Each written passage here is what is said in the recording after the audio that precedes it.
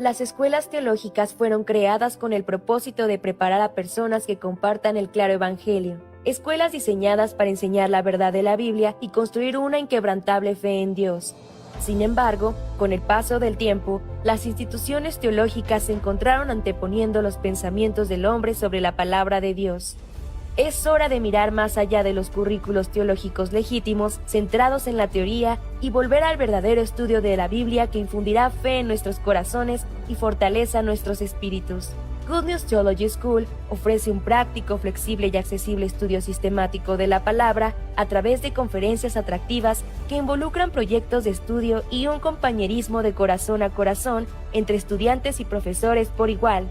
Good News Theology School guía a los futuros siervos del Evangelio aprendiendo a predicar la luz de Jesucristo para aquellos que están atrapados en el pecado y la desesperación.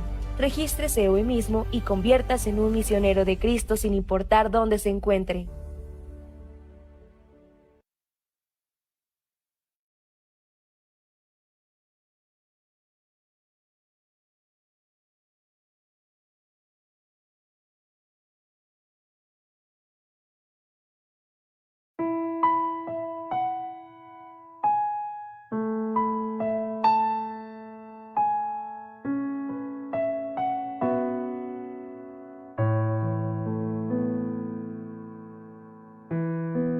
Cuando nadie me ve,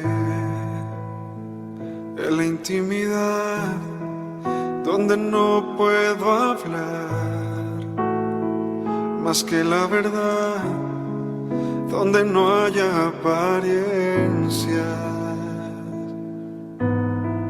donde al descubierto queda mi corazón, allí soy sincero, allí mi apariencia de piedad se va, allí es tu gracia lo que cuenta, tu perdón lo que sustenta para estar de pie. Y no podría dar la cara si no fuera porque estoy revestido de la gracia y la justicia del Señor. Si me vieran tal cual soy, se enterarían que es Jesús. Lo que han visto reflejado en mí tan solo fue tu luz. Y es por tu gracia y tu perdón que podemos ser llamados instrumentos de tu amor. Y es por tu gracia y tu perdón, mi justicia queda lejos de tu perfección. Y no podría dar la cara si no fuera porque estoy revestido de la gracia y la justicia del Señor. Si me vieran tal cual soy, se enterarían que es Jesús. Lo que han visto reflejado en mí tan solo fue su luz. Y es por tu gracia y tu perdón, mi justicia queda lejos de tu perfección.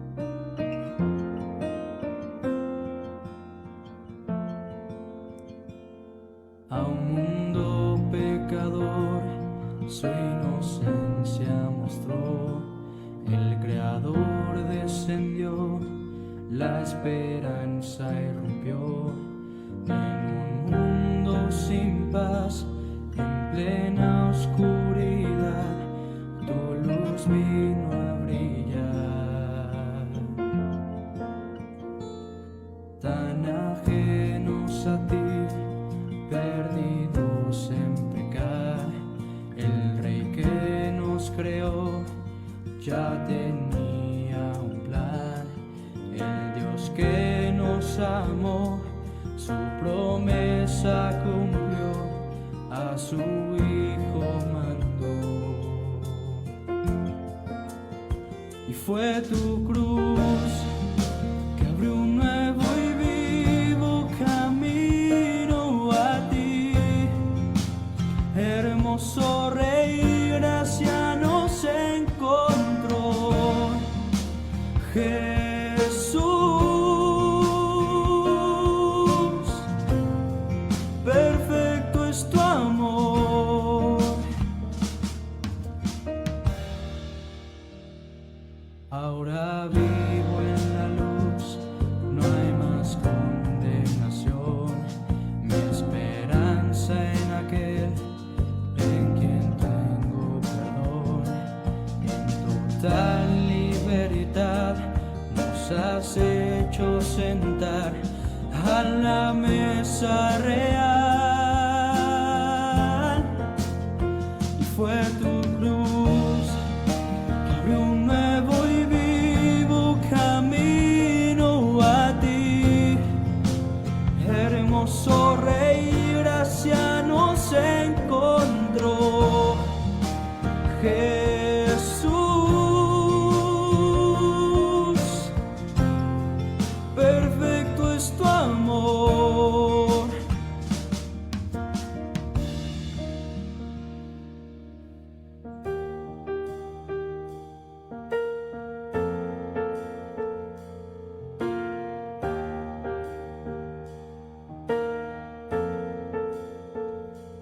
Ya el velo rasgó, no hay más separación. Ahora estoy frente a ti, ya no hay más temor. Caigo ante tus pies, tuya es toda la gloria, toda la gloria, toda la gloria. Y fue tu cruz que abrió un nuevo y vivo camino a ti. Hermoso Rey, gracia nos encontró. Jesús, perfecto es tu amor.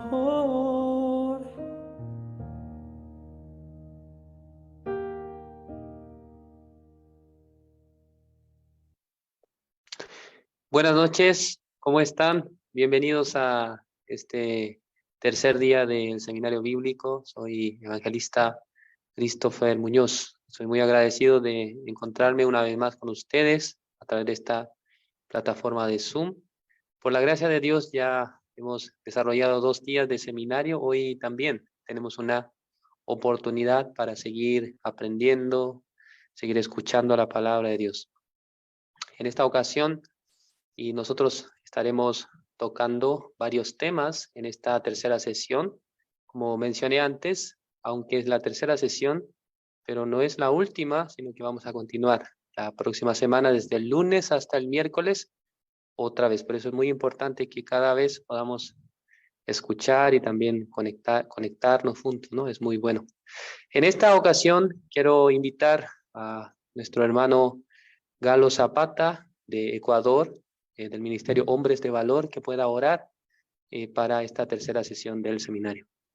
Buenas tardes, hermano Galo. Buenas tardes, evangelista Christopher Muñoz. Realmente las otras 2 clases no he podido conectarme porque no me percaté que se había cambiado el horario, ya no es a las 6 sino a las 5. Pero sin embargo estamos aquí listos para poder iniciar esta nueva jornada evangelística Y de esta forma clamarle al Espíritu Santo que ponga palabras suyas en los labios de Christopher para que nos pueda enseñar cada día, en especial en este día, sobre Jesucristo. Y de esta forma tener conocimientos para nosotros poder también enseñar a las personas que están en nuestro entorno, haciendo hincapié a la palabra que dice a todo nuestro prójimo, que nosotros tenemos que amarlos, y la forma de amarlos es enseñándoles y dándoles esperanza en Cristo Jesús. Bendecimos a esta iglesia, Misión Buenas Nuevas de Chile.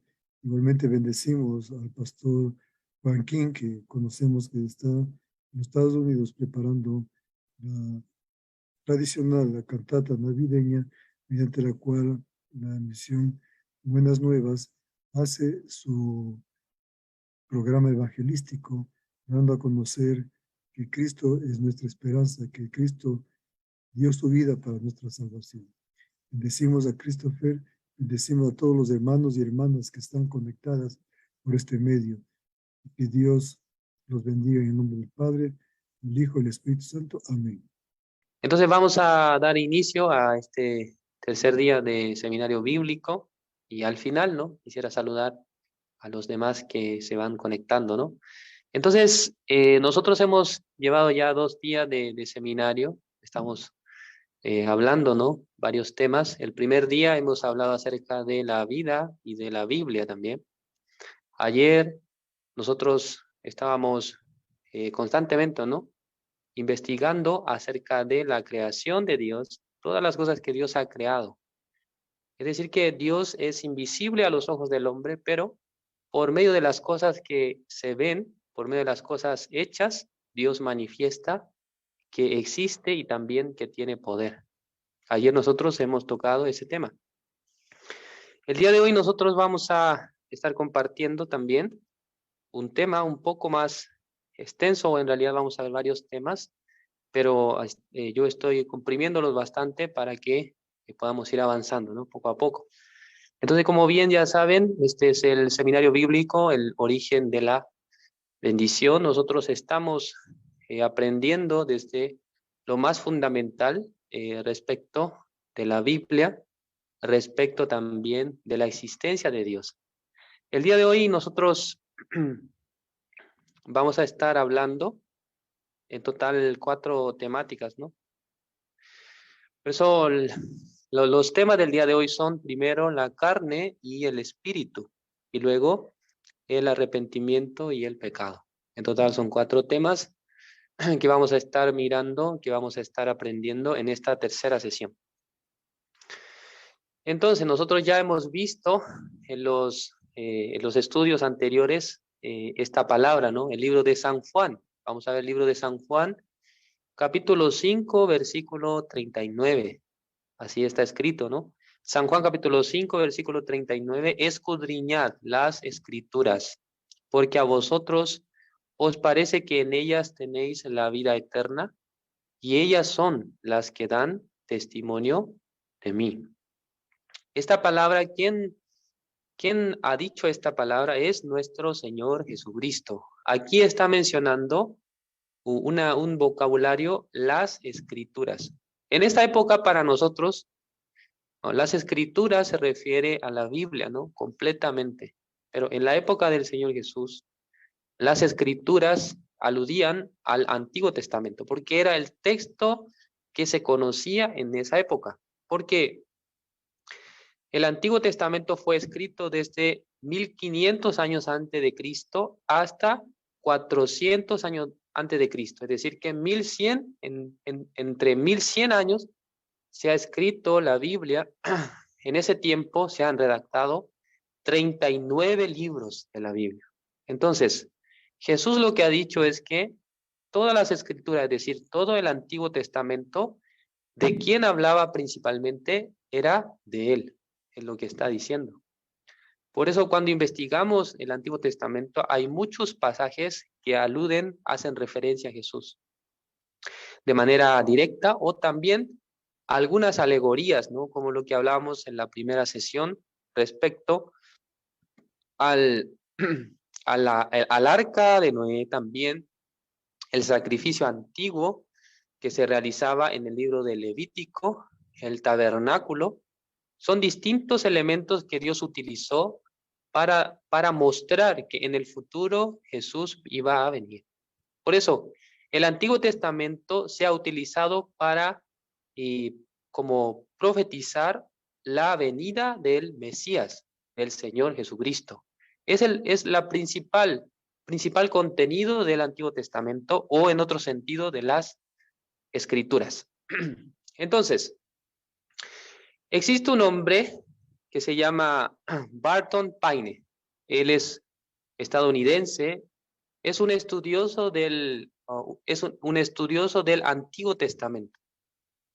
Él ha desarrollado una enciclopedia que, si ustedes buscan, ¿no?, en internet, en algunas plataformas de venta de libros, está a la venta.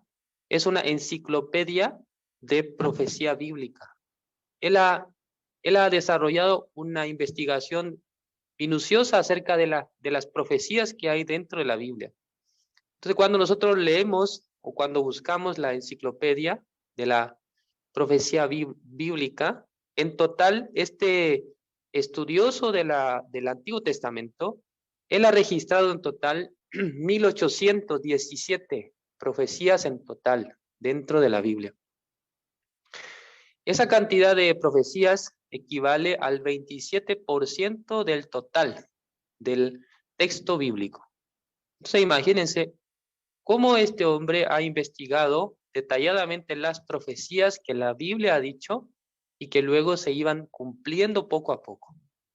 Por eso alguien, si quiere comprar o obtener esta enciclopedia, creo que puede leer, ¿no?, para ir investigando sobre este tema. Y luego, entre las 1817 profecías registradas, sí hay una parte que está en el Nuevo Testamento, otro en el Antiguo Testamento, ¿no? Y luego, entre estas profecías, se han cumplido 370, según este investigador, ¿no? Este estudioso de la Biblia dice que 370 veces, ¿no?, o en el Antiguo Testamento se ha hablado acerca de Jesús. ¿Es correcto? La profecía de la venida de Jesús se encuentra unas 370 veces en el Antiguo Testamento. Y luego, entre las profecías bíblicas hay 4 tipos en los que se puede dividir, ¿sí? Primer tipo, profecía acerca de la venida de Jesús. Y lo segundo tipo, profecía acerca del futuro de Israel. Nosotros podemos encontrar muchas profecías dentro del Antiguo Testamento sobre Israel, y también podemos ver nuestro Señor Jesucristo también ha hecho una profecía respecto a los israelitas en el momento que lo han crucificado. Ya él ha dicho que no quedará piedra sobre piedra. Por eso 40 años, como pasando como 40 o 50 años después de la muerte del Señor Jesucristo, ya Israel ha sido destruido por medio del ejército romano. Tercero es la profecía de las diversas señales que aparecerán en el fin del mundo. Hay profecías en el Antiguo Testamento que hablan sobre el tiempo futuro, de qué manera va a avanzar la ciencia, de qué manera va a avanzar la tecnología, cómo va a surgir en el corazón de las personas en el tiempo futuro. La Biblia está enseñando esto, ¿no? También está manifestando acerca de las condiciones climáticas, también sobre terremotos, sobre pestes, muchas cosas que iban a acontecer en el futuro. La Biblia ya lo ha puesto, lo ha manifestado a través del Antiguo Testamento. Y cuarto, y la profecía del futuro de cierta nación o individuo. Aparece también sobre cierto país, profecía sobre cierta nación y luego sobre ciertas personas. Entonces, 4 tipos de profecías. Entre las profecías bíblicas, en la vida del Señor Jesucristo se han cumplido 300 profecías. Ese es el análisis, ¿no?, de este investigador. Paine es un investigador estadounidense. Él ha hecho esta investigación. Por eso muchas personas se basan en este libro para poder también investigar sobre el tema de las profecías. Entonces, dando un ejemplo, ¿no? En el Antiguo Testamento hay una profecía bíblica acerca del nacimiento de Jesús. En el libro de Isaías, capítulo 7, versículo 14, si nosotros leemos, ya vamos a buscar Isaías, capítulo 7, versículo 14. Yo he puesto el versículo en la pantalla, ¿no? Por eso pueden leer de la pantalla o pueden buscar en su Biblia. Dice así: por tanto el Señor mismo os dará señal. He aquí que la Virgen concebirá y dará a luz un hijo y llamará su nombre Emmanuel. El libro de Isaías fue escrito aproximadamente 700 años antes de Cristo. Entonces, el profeta Isaías ha hablado con mucha certeza que Jesús va a nacer de una virgen. Un día yo fui a una iglesia para dar digamos, una charla, como una especie de estudio bíblico. Un hermano me decía, me parece que Jesús nació sin pecado porque su madre era virgen. Así me dijo. ¿Qué piensa usted? Me preguntó. Entonces yo le dije, según mi entendimiento, no es porque María fue virgen, es que Jesús ya podía nacer, ¿no? Sin pecado, sino que la verdadera respuesta es que ya Dios ha profetizado que Jesús nacería de una mujer virgen. Eso fue lo que yo le respondí, ¿no? Porque la Biblia está diciendo que la Virgen dice, he aquí que la Virgen concebirá y dará a luz un hijo. Es correcto, ¿no? Porque así Dios lo estableció. Porque esa es la profecía, es la promesa de Dios. Porque no era eso la razón por la cual Jesús iba a nacer sin pecado, sino que porque fue gestado por medio del Espíritu Santo de Dios. Esa es la razón por la cual Jesús nació sin pecado. Entonces la Biblia nos está hablando 700 años antes lo que va a acontecer de manera muy precisa. Y luego también, en el libro de Isaías, capítulo 9, versículo 6, aparece una profecía sobre el nacimiento de Jesús. También está hablando algunos adjetivos, ¿no? Dice, porque un niño nos es nacido, hijo nos es dado, y el principado sobre su hombro, y se llamará su nombre admirable, consejero, Dios fuerte, Padre eterno, príncipe de paz. Como dije antes, el libro de Isaías fue escrito 700 años antes de Cristo. ¿Cómo es posible que una persona con una habilidad mental pueda escribir lo que va a acontecer 700 años después? Esto es imposible. Por esa razón, la Biblia no tiene autores, sino tiene escritores, personas que han escrito a través de la inspiración de Dios. La Biblia tiene este carácter, ¿no? No hay un autor que pueda, digamos, decir, yo escribí la Biblia según mi punto de vista, sino que a través de la inspiración divina ha sido redactado el texto bíblico. Luego en el libro de Miqueas aparece también hasta el lugar donde Jesús iba a nacer, en Belén. El libro de Miqueas fue escrito 500 años antes de la venida de Jesús. Entonces, muchas profecías del Antiguo Testamento señalan con exactitud. No es que hay ambigüedades en la Escritura, sino que con precisión están hablando acerca de la venida del Señor Jesucristo. También algunas profecías están hablando acerca de la muerte del Señor Jesucristo. Por eso muchas palabras.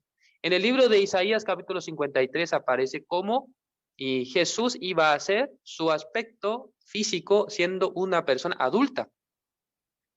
Aparece cómo su rostro iba a ser, no tiene buen parecer, dice, ¿no? Y luego para que la gente no le desee, no le considere por su aspecto físico. Y luego también aparece cómo él iba a ser rechazado, cómo iba a ser golpeado, cómo él iba a morir también. Entonces la Biblia nos está entregando muchas palabras proféticas acerca del mundo, digamos, del mundo futuro. En el libro de Isaías capítulo 46 versículo 10 dice que anunció lo por venir desde el principio y desde la antigüedad lo que aún no era hecho. Que digo, mi consejo permanecerá y haré todo lo que quiero. Es el carácter de Dios, ¿no? Dice, desde la antigüedad, lo que aún no era hecho. Dios ha anunciado desde la antigüedad, desde el Antiguo Testamento, ha hablado lo que todavía no ha sido hecho. Es una característica de la Biblia, es un libro profético. Nos habla las cosas que todavía no han sucedido.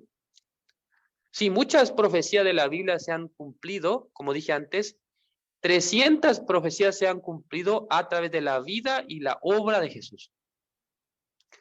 Dios nos ha manifestado la Biblia como un libro de profecías que nos enseña acerca del mundo por venir. Ok. Entonces vamos a entrar un poco más en la materia de hoy. Nosotros tenemos que distinguir, ¿no? El ser humano, digamos, el cuerpo humano es la carne del hombre y tiene una característica que poco a poco, mientras pasa el tiempo, se va envejeciendo, ¿no? Es decir, que sería bueno que nosotros llegásemos a los 20 años y luego de ahí ya nos siga envejeciendo, ¿no? Algunos pueden pensar así, pero no es así, sino que el cuerpo constantemente va envejeciendo. O sea, según un estudio dice que las personas cada año cambian todas sus células. Por esa razón, el año pasado yo interiormente, digamos que era una persona que estaba conformado de tanta cantidad de células. Ayer nosotros hemos visto 32.5 billones de células. Pero si pasa un año, ya interiormente ya soy otra persona. Aunque eso no se puede ver, ¿no? Pero digamos que ya cambiaron todas las células que estaban dentro de mi cuerpo pasando un año, ¿no? Y también el cuerpo en sí poco a poco va envejeciendo, se va arrugando, ¿no? Anteriormente nosotros teníamos nuestra cara bien lisa, ¿no? Cuando yo veo a mis hijos, su piel no muy suave. Pero cuando yo veo en el espejo al lado de mi hijo, ¿no? Mi cara ya estaba un poco arrugada en algunas partes, ya pasaron los años, ¿no? Pero mi hijo, su piel suave, ¿no? Muy estirada. Es decir, que el tiempo hace que también el cuerpo poco a poco vaya envejeciendo. No puede mantenerse siempre igual. Y finalmente, este cuerpo un día va a perecer, va a morir. No sabemos cuándo, ¿no? En 10 años más, en 30 años, en 40 años, no sabemos, ¿no? El día de nuestra muerte, ¿sí? Pero sí sabemos que poco a poco este cuerpo físico se va desgastando, va perdiendo vigor, va perdiendo fuerza. Poco a poco, cuando la gente va envejeciendo, también se va dando cuenta que hay muchas cosas que antes, siendo joven, podía hacer con mucha facilidad, pero pasando el tiempo ya no puede hacer fácilmente, ¿no? Es decir, que antes pensaba, yo de aquí a la otra cuadra rápidamente puedo caminar, ¿no? Pero pasando el tiempo, no es tan fácil para caminar de una cuadra a otra, ¿no? Porque ya empieza a sentir el paso del tiempo. Pero ¿qué pasa? El hombre no solamente está compuesto del cuerpo que se envejece, sino también tiene el espíritu. Entonces, si nosotros tuviésemos que describir el espíritu, vamos a decir que el espíritu es la parte invisible del hombre que no se puede ver, pero existe. ¿Sí? Nosotros ayer dijimos, ¿no? Que aunque Dios no existe, pero hay muchas evidencias y también manifestaciones que nos hacen saber que Dios es, y como existe, que Dios es creador. De la misma manera, aunque el espíritu nosotros no lo podemos ver, no lo podemos apreciar, pero si el espíritu, si no existiera en el hombre, entonces el hombre no podría vivir, no podría respirar. Porque cuando nosotros leemos en el libro de Génesis, capítulo 2, dice que Dios hizo al hombre del polvo de la tierra, ¿no?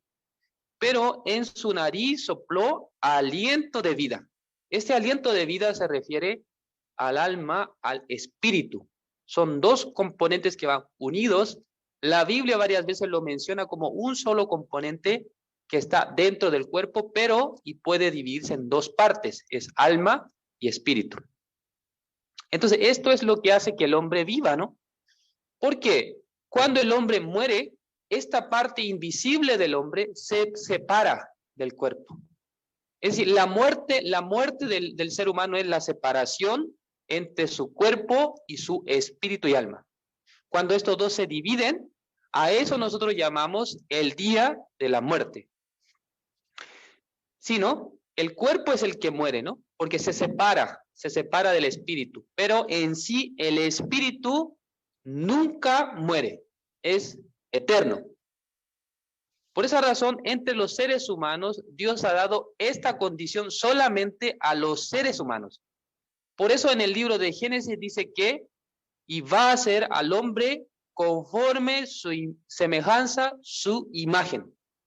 Entonces, ¿qué es lo que nosotros tenemos y como imagen, semejanza de Dios? Es el espíritu. Porque si ustedes analizan a un animal, el animal no posee espíritu. ¿Por qué? ¿Cómo podemos saber? No se puede ver el espíritu, ¿no? Pero en cualquier lugar del planeta Tierra, donde usted busque alguna persona que aunque viva en una tribu que está, digamos, viviendo como muchos años atrás, ¿no? Algunos sin ponerse ropa están viviendo, ¿no? En la selva, en algún lugar. Entonces, estas personas, hasta ellos también tienen algún tipo de religión, porque buscan a Dios, ¿no? A veces tienen su creencia en el sol, en la luna, alguno una roca o algún árbol.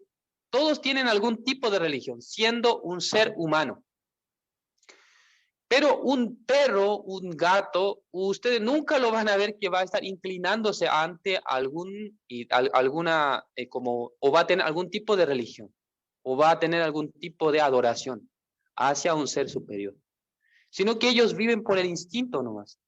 Pero el ser humano, por tener el espíritu, es que tiene una tendencia a buscar al Creador, es Dios. Normalmente cuando la gente está muy afligida, muy angustiada, desde el fondo de su corazón emana un deseo de buscar al Creador. Alguna fuerza que me ayude, aunque sea Dios, aunque sea Buda, aunque sea como Alá, no importa, alguien quiere buscar desde su corazón la ayuda de una divinidad, ¿no? Es porque en el fondo del corazón el ser humano tiene el espíritu, ¿no? Es el espíritu que le hace buscar la presencia de Dios. Y luego el espíritu, entonces, es el encargado de establecer la comunicación entre Dios y el hombre. Es el medio por el cual el hombre puede tener el contacto, la comunicación con Dios. O sea, como lo que mencioné antes, el hombre, digamos, tiene podemos decir, tres partes, ¿no? Uno es el cuerpo físico que nosotros vemos, otra es el alma, otro es el espíritu. Pero la Biblia normalmente el alma y el espíritu muchas veces lo asocia en uno solo, ¿no? Aunque en el alma es el lugar donde existe el conocimiento y también existe las emociones y también existe la voluntad. Pero en la Biblia, cuando nosotros vemos el texto de la Biblia, varias veces podemos sentir como si fuera que se van como intercambiando entre ambos, ¿no? El espíritu, el alma. A veces Dios lo menciona de esa manera. A veces el texto bíblico lo menciona de distinta forma. Por eso vamos a buscar una palabra en el libro de San Mateo, capítulo 16. San Mateo, capítulo 16, el versículo 26.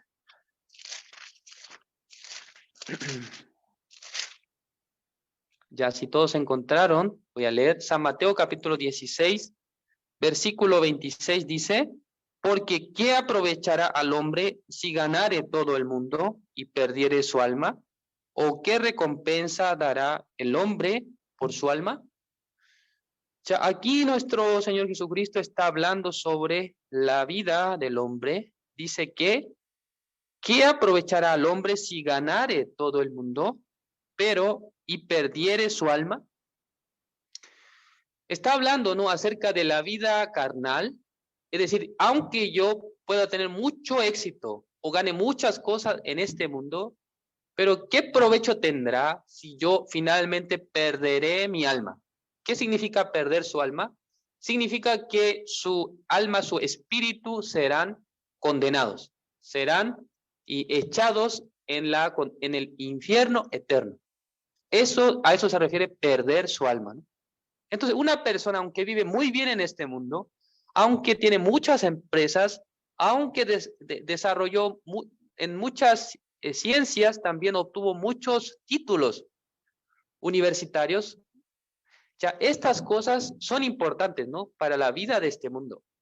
Pero delante de Dios, estas cosas no tendrán valor al momento de enfrentar el juicio. No estoy diciendo, hermanos, que no es importante estudiar, ¿no? No estoy diciendo no es importante trabajar, sino lo que estoy diciendo es que estas cosas que para nosotros en esta vida son muy relevantes, al momento de llegar delante de Dios y viene a ser algo menospreciable, porque Dios no va a evaluar estas cosas, sino su alma, su espíritu, cómo está delante de Dios. ¿De qué manera usted se presentará con su espíritu delante de Dios? Porque no depende, ¿no?, la cantidad de títulos que usted ganó, que usted obtuvo, no depende la cantidad de negocios y empresas que usted pudo fundar, que pudo levantar. Estas cosas humanamente sirven para su vida, de este cuerpo, ¿no? Pero para el mundo eterno no tienen validez. ¿Sí me comprende, no? Es decir, que una persona solamente enfoca en las cosas materiales de este mundo, pero no tiene interés acerca de su alma, de su espíritu. Dice que esto, ¿de qué aprovechará? Es lo que Dios está diciendo, ¿no? Entonces el hombre está compuesto de estas tres partes, pero digamos que el alma y el espíritu pareciese como que a veces están juntos dentro de la Biblia. Vamos a ver un ejemplo práctico de esto, ¿no? O sea, yo acá tengo una computadora, ustedes también creo que en sus casas tendrán computadora, o también alguien tiene celular, ¿no? Entonces el celular, si nosotros tenemos que, digamos, dividirlo en dos partes, tenemos el hardware, que sería la parte física del, digamos, del equipo, y tenemos el software, ¿sí? Entre dos cosas, una es la parte física, otra es la parte que no podemos tocar, ¿no? Sino que, digamos, son los programas que están dentro de la computadora. Pero entre el software existe una división también, porque está el software para el sistema operativo con el que funciona la computadora y otro software para las aplicaciones, los programas que ustedes utilizan, ¿no? Por ejemplo, yo para hacer esta presentación necesitaba ocupar digamos, la aplicación de PowerPoint para poder hacer, ¿no?, las presentaciones. Entonces, este es un programa, es una aplicación dentro de la computadora. Pero existe un sistema operativo que hace que la computadora funcione, ¿no? Estos dos trabajan juntos, ¿sí? Pero solamente son parte del software. Entonces, de la misma manera, en el hombre existe el cuerpo, existe el alma, existe el espíritu. Así nosotros podemos entender de manera más precisa. Y también, esto es más fácil, ¿no?, de entender. ¿Por qué?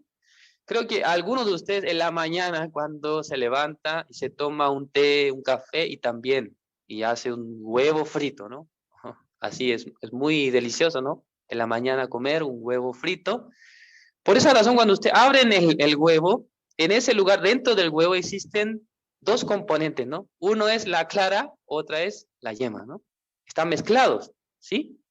Entonces, vamos a decir que el huevo también está compuesto de tres partes. Una es la cáscara, es la parte física, y en el interior, dos partes mezcladas, ¿no? Es la clara y la yema. ¿Por qué estoy dando estos ejemplos?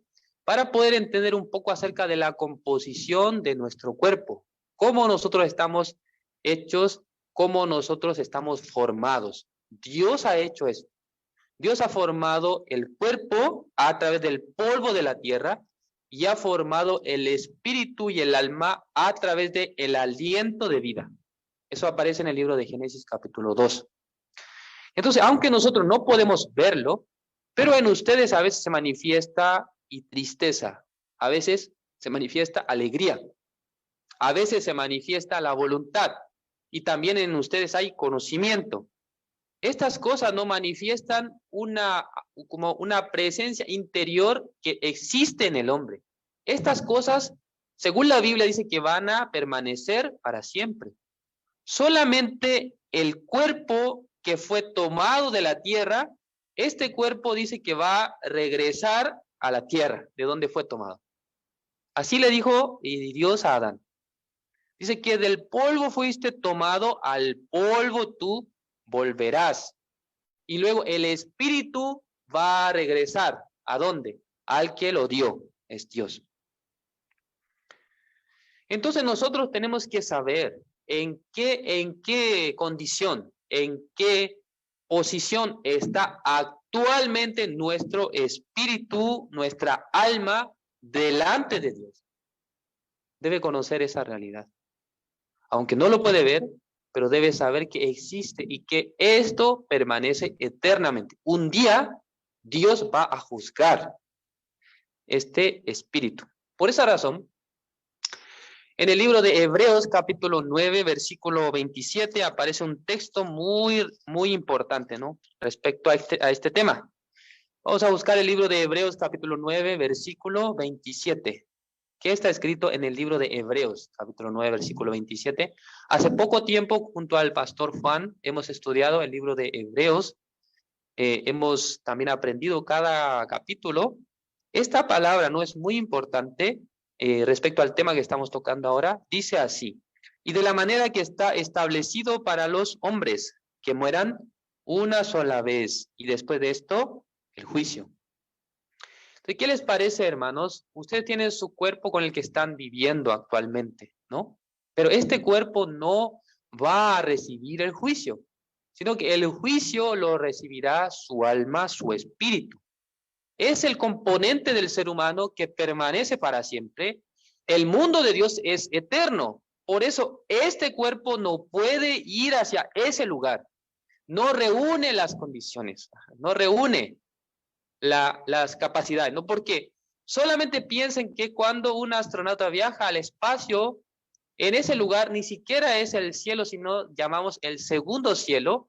Debe ir bien equipado, ¿no? Un traje especial para poder respirar en un lugar donde no existe gravedad. En ese lugar no puede respirar, así como naturalmente, ¿no? Entonces necesita un equipo para poder viajar. Si en el caso que nosotros queremos ir más alto, ¿no? Es el tercer cielo, no podemos ir con este cuerpo, no tiene la capacidad física para aguantar. No puede aguantar este cuerpo en ese lugar. Por eso, lo que va a dirigirse hacia ese lugar se llama espíritu. Es la parte invisible del hombre que va a dirigirse un día, va a ir delante de Dios. Vamos a ver una palabra, ¿no? El libro de Eclesiastés. Sí, esto yo no había preparado, ¿no? En la presentación, pero yo me acordé de esta palabra. El libro de Eclesiastés, capítulo 12, el versículo 7. Vamos a leer versículos 6 y 7, dice: antes que la cadena de plata se quiebre y se rompa el cuenco de oro y el cántaro se quiebre junto a la fuente y la rueda sea rota sobre el pozo y el polvo vuelva a la tierra como era y el espíritu vuelva a Dios que lo dio. El versículo 6 está aludiendo a la vida del hombre como una rueda que gira, y luego un día esa rueda, dice, sea rota sobre el pozo. Es el día de la muerte. Cuando la persona muere, finalmente, ¿qué es lo que queda? Dice acá, y el polvo vuelva a la tierra. Eso es el cuerpo del hombre, lo que hemos visto ayer, ¿no? En el cuerpo del hombre, analizando el cuerpo del hombre, 65% del cuerpo dice que es agua, oxígeno. Y luego, 35% tiene componentes y tiene los mismos componentes que tiene la tierra. Porque el hombre del polvo fue tomado. Por eso el polvo que está apareciendo acá se refiere al cuerpo humano. Es este cuerpo, ¿no? Nosotros podemos palpar. Ese cuerpo dice que un día vuelve a la tierra. Y luego, ¿cómo era? Porque era polvo, ¿no? Y el espíritu vuelva a Dios que lo dio. El espíritu tiene que presentarse delante de Dios. Esto no es una decisión de nosotros. Ah, no, yo no. Yo quiero quedarme con mi espíritu bien abrazado, ¿no? Cuando me muero. Eso es su deseo, ¿no?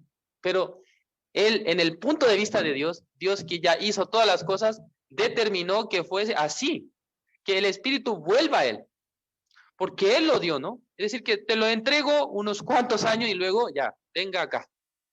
Pero es importante saber en qué estado el espíritu del hombre vuelve a Dios. Es muy importante eso, ¿no? Esta imagen no es muy hermosa, personalmente me gusta, pero no es por eso que la puse, sino que para explicar, ¿no? Este punto es un iceberg, ¿no? Este iceberg, aquí aparece en la pantalla, la parte que se ve sobre el agua es muy pequeña, ¿no? Es la parte que nosotros podemos apreciar. Pero si ustedes ven la parte de abajo, más o menos el 90% digamos, del tamaño total del iceberg está bajo el agua. La parte que nosotros podemos ver es arriba, ¿no? Pero la parte que no se puede ver está abajo. ¿Es correcto? Es equivalente, ¿no? Es la composición del ser humano.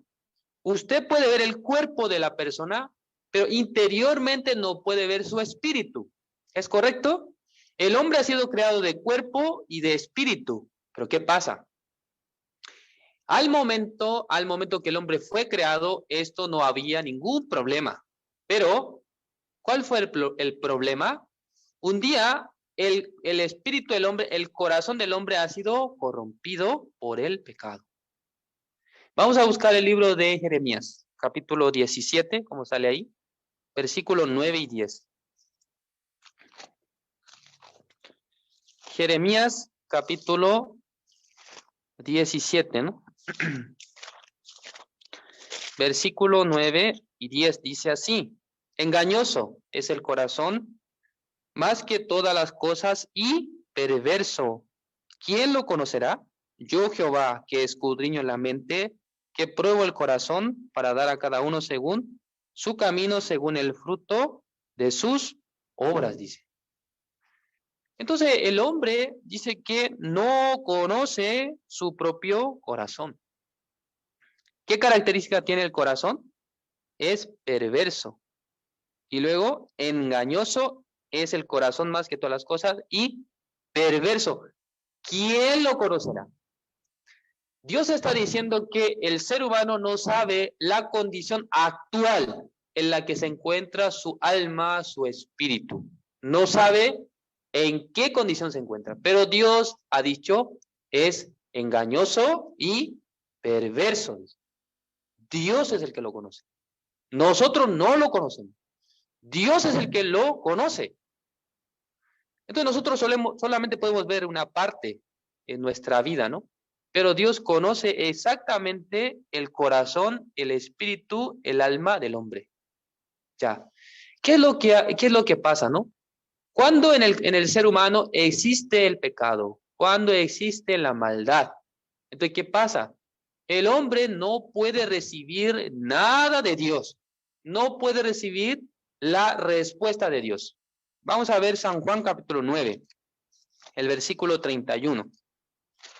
Dice así, San Juan capítulo 9, versículo 31, dice así: y sabemos que Dios no oye a los pecadores, dice.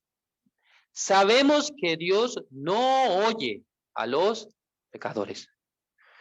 Si una persona presenta pecado en su corazón, aunque se para en la montaña más alta, ¿no? En el Everest, creo que es, ¿no? El más alto, entonces, aunque grita hacia arriba, Señor, entonces, aunque grita así, si en su corazón hay pecado, Dios, como si estuviesen sus oídos tapados, no escucha nada. Eso es la palabra de Dios, ¿no?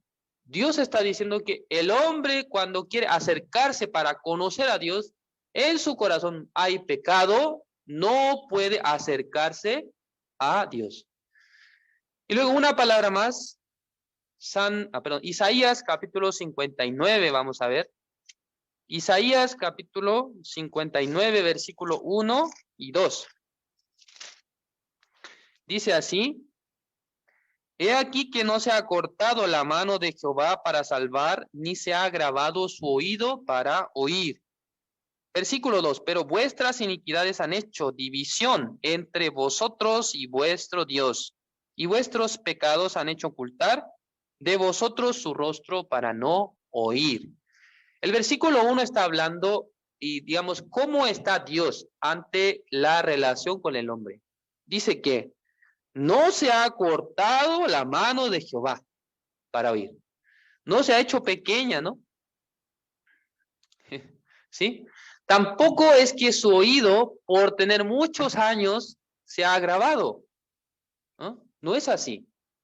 No es que Dios tiene el oído tapado o que no puede escuchar por algún problema, ni tampoco es porque su mano está muy corta, sino que el problema principal por el cual nosotros no podemos recibir el favor de Dios es por causa del pecado. Este pecado se encuentra ¿en qué parte? En el corazón de los seres humanos. Está puesto en ese lugar. Por eso, mientras tiene el pecado, no puede tener la relación con Dios. Así Dios nos ha explicado para que nosotros sepamos. Finalmente, veamos el libro de Oseas, capítulo 14,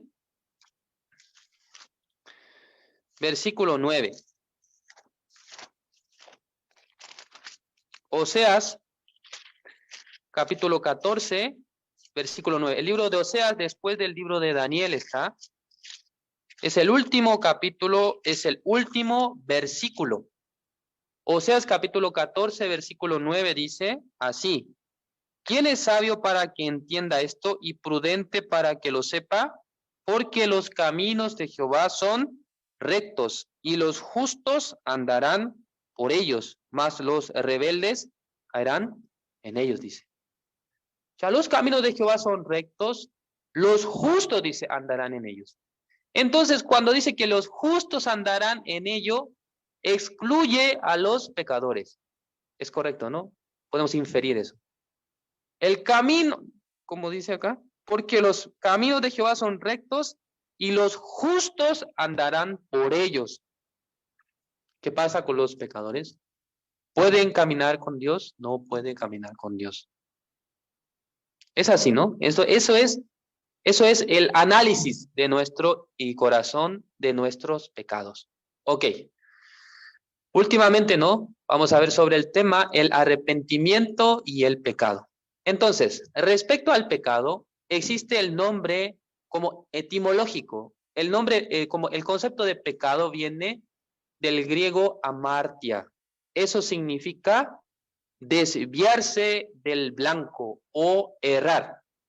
¿Sí? O sea, por ejemplo, durante los días de seminario, nosotros hemos tenido un problema, ¿no? Con el tema del agua en la casa. Por eso hasta hoy yo estaba sufriendo, ¿no? Por eso, porque no podía solucionarlo. También le pedía a un hermano para que pueda venir, pero él estaba ocupado.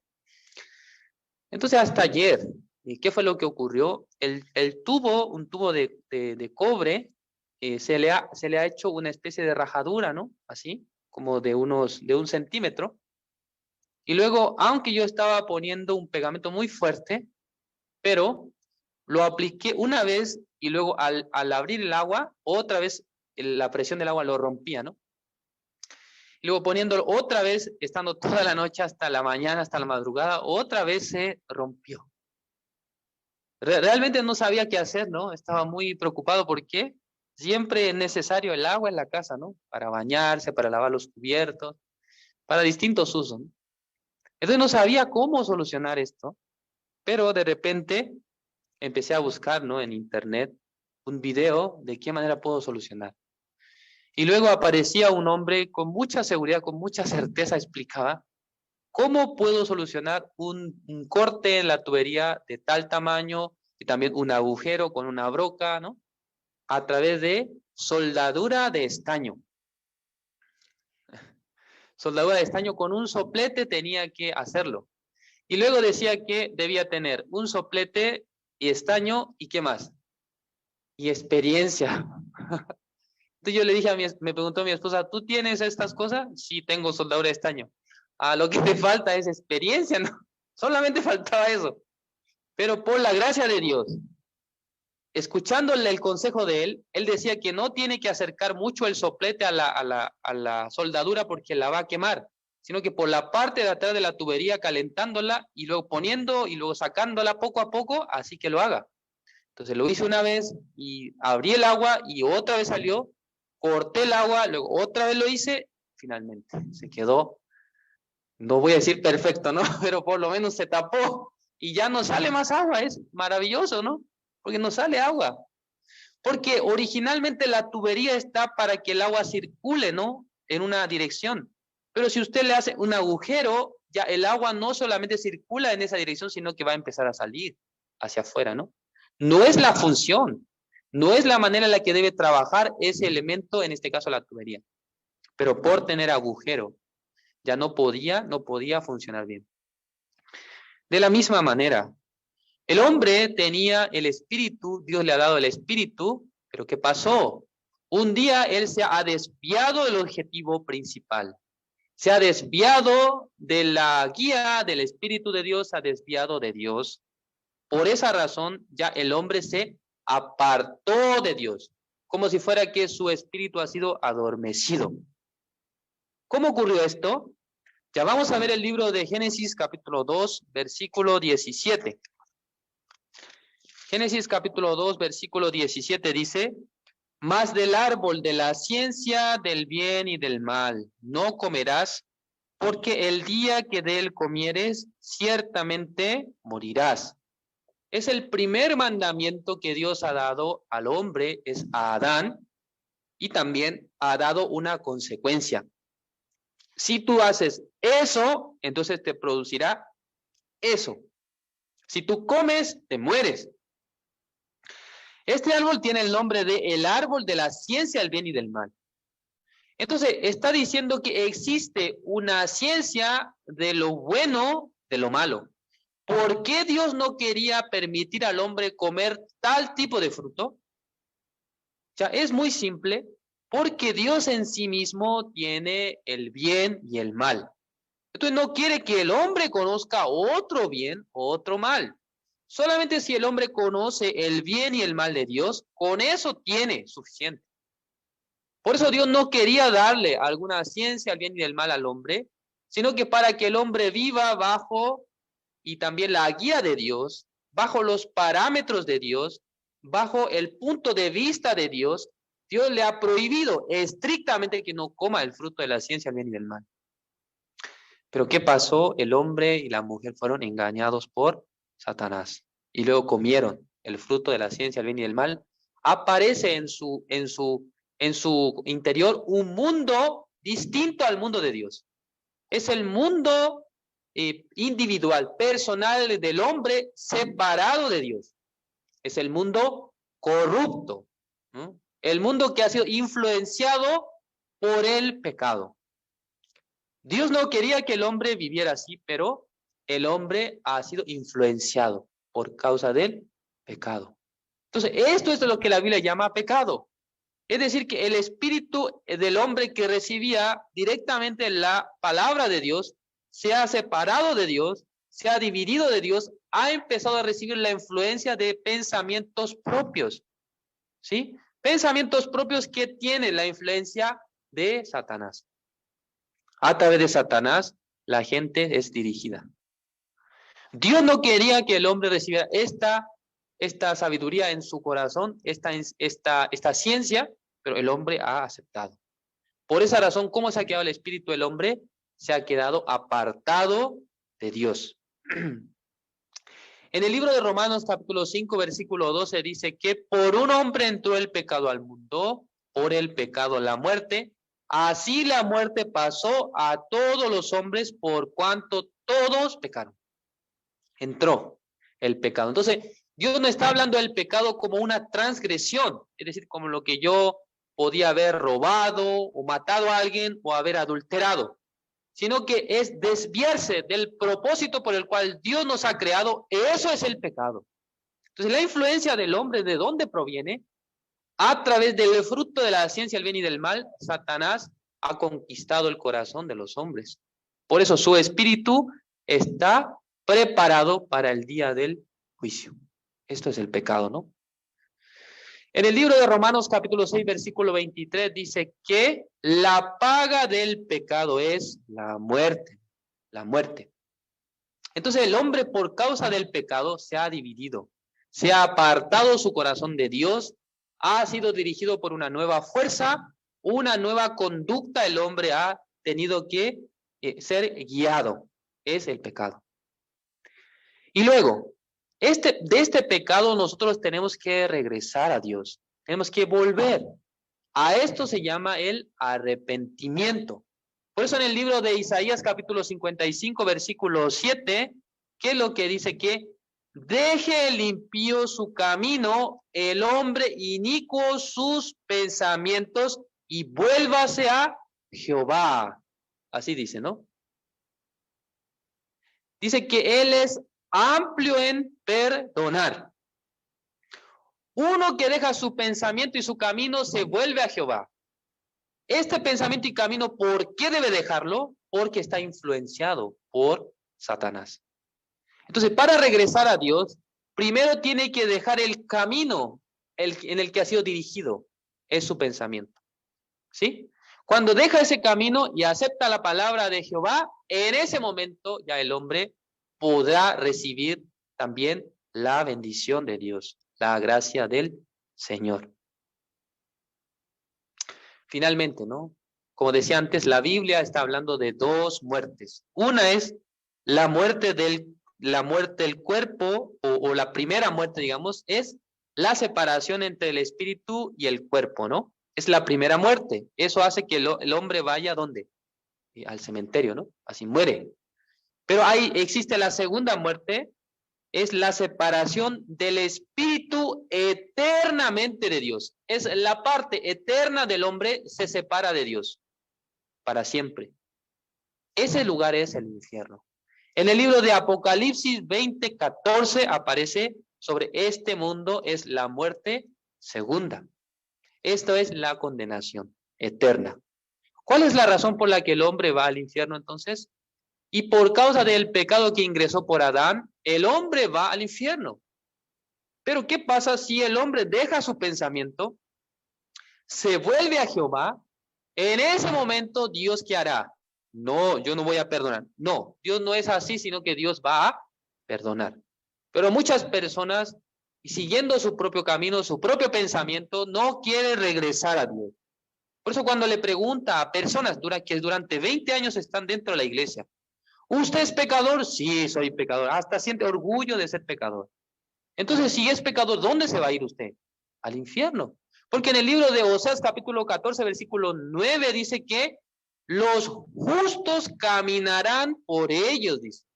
Los caminos de Jehová son rectos, los justos andarán por ellos, no los pecadores.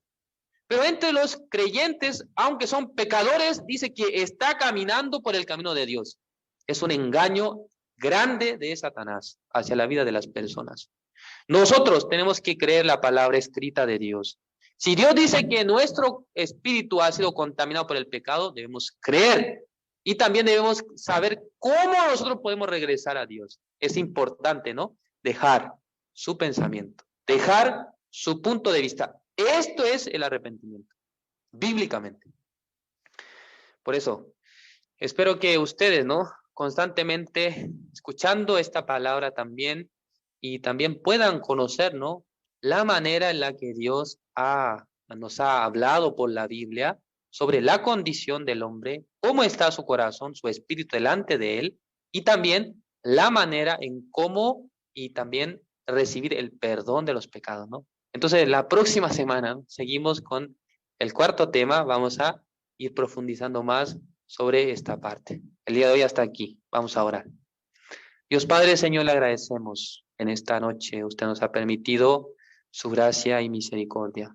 Realmente nosotros, sin conocer la condición en la que estaba nuestro espíritu, vivíamos solamente. Así estábamos dirigiéndonos de manera insensata hacia el fin de nuestras vidas. Pero Dios, que ha sido o que ha tenido el amor hacia este mundo, ha tenido amor hacia la humanidad. Le ha entregado la palabra, es la escritura, la Biblia.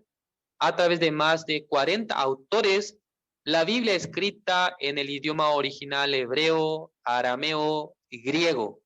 Nos ha entregado este texto y luego, por medio de muchos hombres de Dios, ha sido traducida a distintos idiomas, más de 2.500 idiomas. La Biblia ha sido traducida para que llegue a nuestras vidas y a través de la Biblia sea revelada la verdad del Señor. Estamos agradecidos porque a través de este seminario nosotros estamos profundizando, aprendiendo y también conociendo el mundo de Dios y también nuestro propio corazón delante de Dios. Señor, espero que la próxima semana también nos permita estos como 3 días de la segunda parte de este seminario bíblico. Esperamos que Dios nos bendiga, que Dios nos ayude para ir profundizando, comprendiendo las verdades de la Biblia. Señor, gracias por todo. Encomendamos en sus manos todas las cosas. Oramos en el nombre de nuestro Señor Jesucristo. Amén.